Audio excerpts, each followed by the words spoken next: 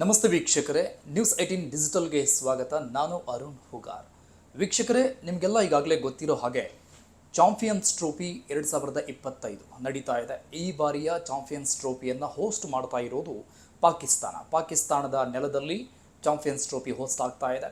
ಹಾಗಾಗಿ ಬೇರೆ ಬೇರೆ ದೇಶದ ಎಲ್ಲ ಕ್ರಿಕೆಟ್ ತಂಡಗಳು ಈಗಾಗಲೇ ಪಾಕಿಸ್ತಾನಕ್ಕೆ ಬಂದು ಹೋಗಿ ಇವತ್ತು ಕೂಡ ಮೊದಲನೇ ಮ್ಯಾಚ್ ನಡೀತಾ ಇದೆ. ನ್ಯೂಜಿಲೆಂಡ್ ವರ್ಸಸ್ ಪಾಕಿಸ್ತಾನದ ಮಧ್ಯದಲ್ಲಿ ಮೊದಲ ಮ್ಯಾಚ್ ಈಗಾಗಲೇ ಆರಂಭ ಕೂಡ ಆಗಿದೆ. ಆದರೆ ಯಾವಾಗ ಚಾಂಪಿಯನ್ಸ್ ಟ್ರೋಫಿ 2025 ಅನೌನ್ಸ್ ಆಯಿತು, ಒಂದಿಷ್ಟು ಟೈಮ್ ಟೇಬಲ್ಗಳು ಹೊರ ಬಂತು ICC ಇಂದ, ಆಗಿಂದಲೂ ಕೂಡ ಒಂದು ವಿಚಾರ ಬಹಳಷ್ಟು ಕಾಂಟ್ರವರ್ಸಿ ಆಗಿದೆ. ಅದು ಏನು ಅಂತ ನಾವು ನೋಡ್ತಾ ಹೋದರೆ, ಭಾರತ ತಂಡ ಅಂದರೆ ಎಸ್ಪೆಷಲಿ BCCI ಹೇಳಿರೋದು ಪಾಕಿಸ್ತಾನಕ್ಕೆ ಭಾರತ ತಂಡವನ್ನು ನಾವು ಕಳಿಸೋದಿಲ್ಲ ಅಂತ ಕಟ್ಟುನಿಟ್ಟಾಗಿ ಹೇಳಿಬಿಟ್ಟಿತ್ತು.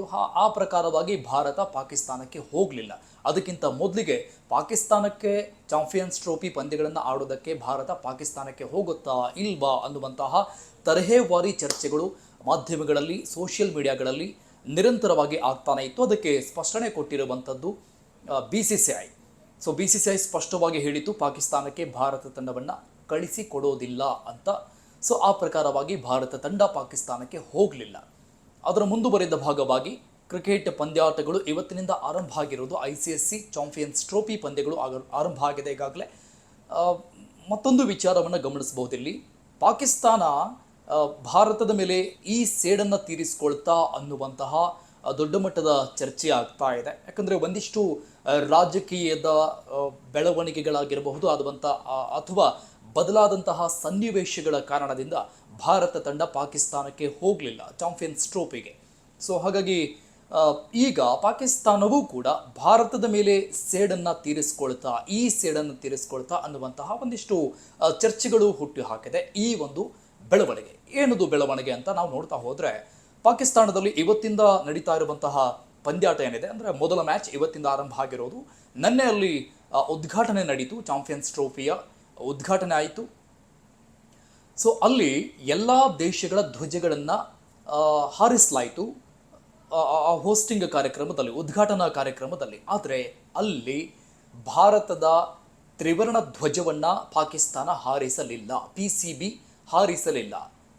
ಯಾಕೆ ಅಂತ ನಾವು ನೋಡ್ತಾ ಹೋದರೆ ಇದಕ್ಕೆ ನಾನಾ ರೀತಿಯ ಅರ್ಥಗಳನ್ನು ಈಗ ಕೊಡಲಾಗ್ತಾ ಇದೆ. ಪ್ರಮುಖವಾಗಿ ನಮ್ಮ ಆ್ಯಂಗಲ್ನಲ್ಲಿ, ಅಂದರೆ ಒಂದಿಷ್ಟು ಆ್ಯಂಗಲ್ನಲ್ಲಿ ನೋಡ್ತಾ ಹೋದರೆ, ಭಾರತ ಪಾಕಿಸ್ತಾನಕ್ಕೆ ಹೋಗೋದಕ್ಕೇನು ಹಿನ್ನಡೆಯನ್ನು ತೋರಿತು, ಪಾಕಿಸ್ತಾನಕ್ಕೆ ಹೋಗಲಿಲ್ಲ ಕ್ರಿಕೆಟ್ ಪಂದ್ಯಗಳನ್ನು ಆಡೋದಕ್ಕಾಗಿ. ಹಾಗಾಗಿ ಆ ಸಿಟ್ಟನ್ನು ಈ ರೀತಿಯಾಗಿ ಪಾಕಿಸ್ತಾನ ತೀರಿಸ್ಕೊಳ್ತು, PCB ಪಾಕಿಸ್ತಾನ್ ಕ್ರಿಕೆಟ್ ಬೋರ್ಡ್ ತೀರಿಸ್ಕೊಳ್ತು ಅನ್ನುವಂತಹ ಒಂದಿಷ್ಟು ಚರ್ಚೆಗಳು ಶುರುವಾಗಿದೆ.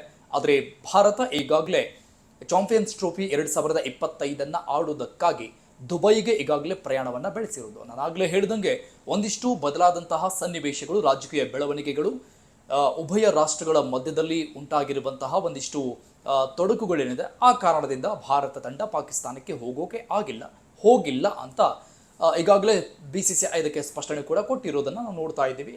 ಅದರ ಮುಂದುವರೆದ ಭಾಗವಾಗಿ ಭಾರತ ಈಗಾಗಲೇ ದುಬೈಗೆ ತೆರಳಿದೆ. ನಿಗದಿಯಾಗಿರುವಂತಹ ಎಲ್ಲ ಪಂದ್ಯಾಟಗಳನ್ನು, ಕ್ರಿಕೆಟ್ ಮ್ಯಾಚ್ಗಳನ್ನು ದುಬೈನ ಪಿಚ್ಗಳಲ್ಲಿ ಆಡೋದಕ್ಕೆ ಭಾರತ ತಂಡ ಈಗಾಗಲೇ ಹೋಗಿರೋದು. ಆದರೆ ಸದ್ಯಕ್ಕೆ ಮತ್ತೊಂದು ಚರ್ಚೆ ಹುಟ್ಟು ಹಾಕಿದೆ PCB ಪಾಕಿಸ್ತಾನ್ ಕ್ರಿಕೆಟ್ ಬೋರ್ಡ್. ಅದು ಏನು ಅಂದರೆ, ನಾನಾಗಲೇ ಹೇಳಿದಂಗೆ ನಿನ್ನೆ ಆದಂತಹ ಚಾಂಪಿಯನ್ಸ್ ಟ್ರೋಫಿ 2025 ಉದ್ಘಾಟನೆಯ ಕಾರ್ಯಕ್ರಮದಲ್ಲಿ ಎಲ್ಲ ದೇಶಗಳ, ಅಂದರೆ ಚಾಂಪಿಯನ್ಸ್ ಟ್ರೋಫಿ ಯಾವೆಲ್ಲ ದೇಶಗಳು ಆಡ್ತಾ ಇದೆ, ನ್ಯೂಜಿಲೆಂಡ್, ಆಸ್ಟ್ರೇಲಿಯಾ, ಬಾಂಗ್ಲಾದೇಶ, ಉಳಿದಂಗೆ ಎಲ್ಲ ದೇಶಗಳೇನು ಆಡ್ತಾ ಇದೆ, ಎಲ್ಲ ದೇಶಗಳ ಧ್ವಜಗಳನ್ನು ಅಲ್ಲಿ ಹಾರಿಸಲಾಯಿತು. ಆದರೆ ಭಾರತವನ್ನು ಹೊರತುಪಡಿಸಿದಂಗೆ ಇದು ಈಗ ಮತ್ತೊಂದು ಕಾಂಟ್ರವರ್ಸಿಗೆ ಕಾರಣ ಆಗಿದೆ.